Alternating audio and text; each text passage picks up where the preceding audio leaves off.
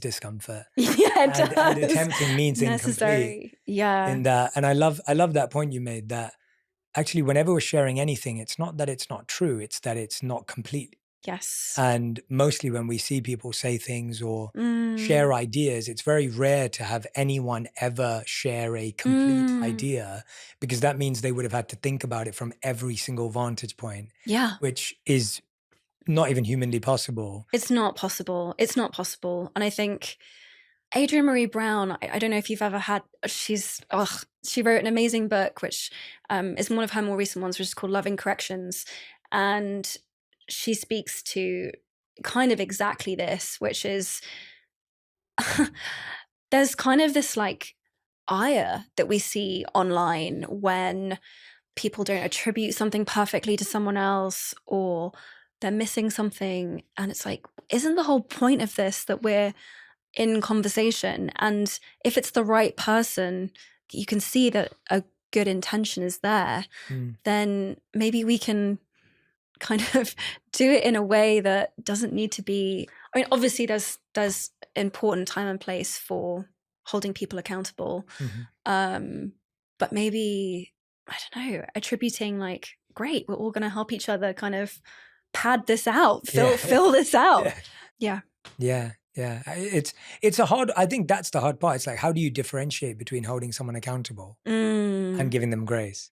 And that's a really interesting discussion in and of itself. And I don't think I have the answer or know exactly what it is, but I feel like that's a thought exercise as humans that if we were to do, it would actually, I don't know, what's your take? Maybe the grace is attributing good intention, and the accountability is the courage it takes to actually say something to someone. Because it's such a scary thing to do. And it often requires a lot of emotional labor. And I find this a lot as a woman, especially as a woman who's dating, that like, I will just be like, is it worth me explaining? Is it worth me explaining this thing?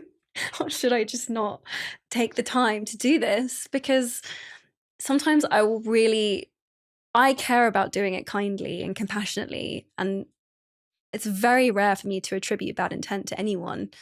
But, you know, sometimes it does fall on deaf ears, and you're like, that text message took me like 40 minutes like to word perfectly, or that voice note or whatever. And you're like, is this making a difference? Like, am I getting through to is transformative justice real? Like, is this label worth it? But I think I don't have a perfect answer. I haven't lived through enough of it to know.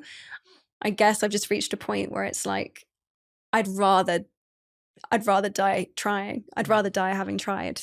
And maybe some small piece of it, even if it's not now, even if it's at some future point, like something I've said just like goes, oh, something at the back of my mind here, someone says something to me, then, you know, maybe it's worth it. Yeah. I will never believe that one negates the other, and that my experience of that person I don't get to keep and cherish. To come back to our earlier thing, like, I just don't think these things are either or. I hope people who don't agree with my opinion will love me, and I hope I can keep loving people who I don't necessarily share the same opinion with. And I think that's a very, very important way for me that I need to be able to move through life. I really do believe in having conversations, and I guess where I've landed is it's not so much what we say or what we believe, but very often how we say it. When you think about little Emma, yes, like, what was a childhood memory that you have, a core memory that you have that you feel has defined who you are today somewhat? I think I won't share the specific memory because it's so personal, but I think I've always felt other people's pain very intensely. Until maybe recently, I did not know how to give myself grace and navigate seeing my sensitivity as a strength and knowing that it's like my gift. but it also means I have to care for it in specific ways. When you are given gifts, there's often